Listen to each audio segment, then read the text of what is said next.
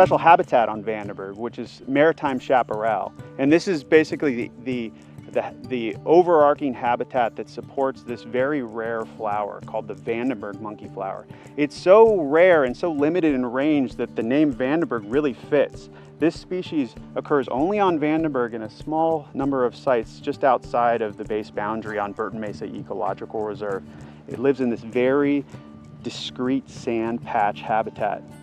I like to think of this sand patch habitat as it's an island oasis of sand in the middle of a maritime chaparral sea. And it's a really unique, rare vegetation community that exists with these hard woody shrubs, your manzanitas, your chamise, but then these open sand patches support annual wildflowers that bloom starting in late spring, where Vandenberg monkey flower basically emerges from the white sand.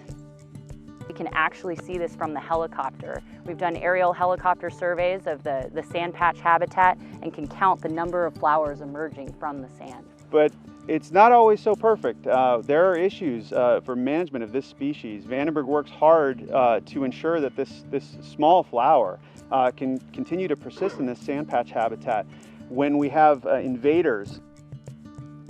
The big problem with this sand patch habitat that supports the Vandenberg monkey flower is this grass. This is the veld grass. This is this South African grass that was introduced for cattle grazing.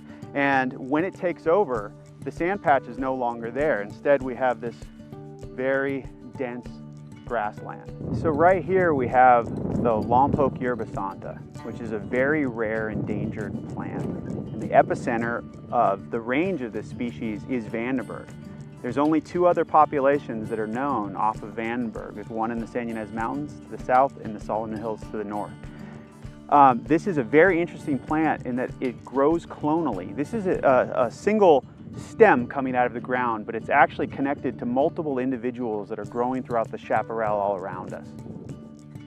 So this species, really very similar to the Vandenberg monkey flower, requires some open ground. Non-native vegetation costs more to maintain and greatly increases fire risk.